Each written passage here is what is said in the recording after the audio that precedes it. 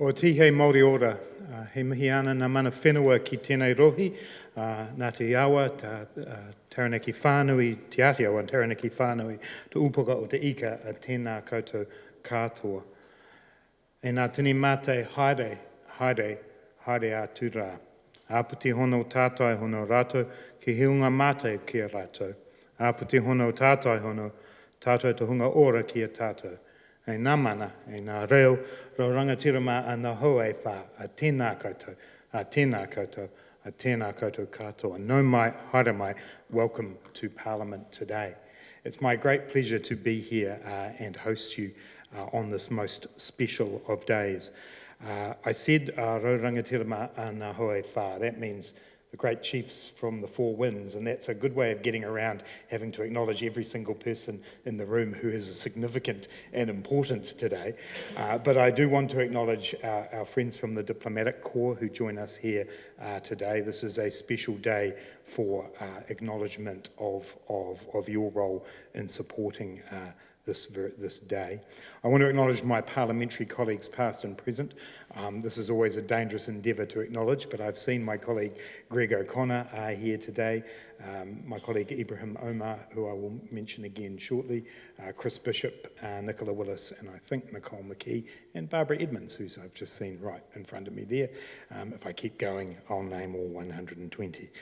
But thank you for your work. And I want to especially acknowledge my friend and former colleague, Alua Manavo, Dame Winnie Laban, for your long-standing support of the Jewish community here in Wellington and of this day.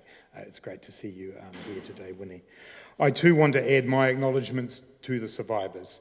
This is a day where we truly acknowledge your courage, your bravery, and your ongoing presence as a reminder not only of the Holocaust, but of the strength of this community in years that have gone past that point.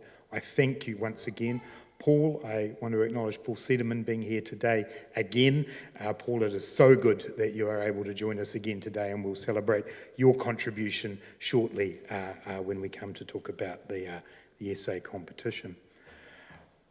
This year, the theme around UN Remembrance Day is around the question of displaced persons. And there is no doubt when we think about the contribution made by those who were displaced to New Zealand, what an extraordinarily lucky thing for New Zealand it was that this group of people came to our shores. But it was not based on choice. It was based on the outcome of the most appalling genocide that we have seen in the history of the modern history of our planet. So for people to come displaced from their homelands, to contribute so much is an amazing thing. What it does today is serve to remind us of the importance of the Holocaust Centre's goals and aims, to witness, to remember, to educate, and to act. So today we can bear witness to the genocide and to the atrocity that took place. We can bear witness to the strength of character of those who emerged from it and those who didn't. And we can remember their work through our time in New Zealand. But it is on the last two elements I want to just say a few words today. The importance of educating and of acting. We were very fortunate at this election in my party, the Labour Party, to have around 22 new colleagues join our caucus, all of whom are going, I believe, to make an amazing contribution to our country. But one of them was my friend, Ibrahim Omar. Ibrahim is a displaced person. He came here from Eritrea as a refugee in 2012. And here he is, as he often remarks, somewhat in awe, that 8 years later, he is a member of our New Zealand Parliament.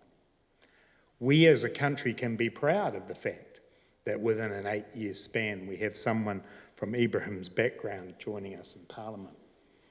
But we can never, ever be complacent. We can never, ever believe that this country lives up to, every day, the standards of inclusion and respect and of memory and of honour to those who have gone before. because sadly it doesn't. I love the fact that New Zealand is an inclusive place, a place where no matter where you're from or what your background is, you can achieve. But we don't get that unless we work at it every single day. And Miriam mentioned March 15th earlier on.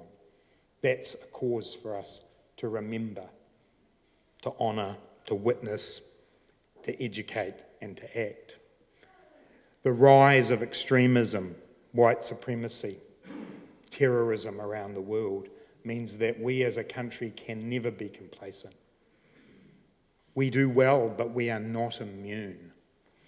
And so this day, International Holocaust Remembrance Day, gives us an opportunity to reflect on the Holocaust and the incredible impact it had on the Jewish community around the world. But it must also be the day where we remember it is our job to educate about that history, and the Holocaust Centre deserves enormous credit for the role that you are playing in that, but also to act, to stand up against racism, to stand up against white supremacy, acts of extremism and acts of terrorism. Because we said to ourselves before March 15th, 2019, it could never happen here. And it did.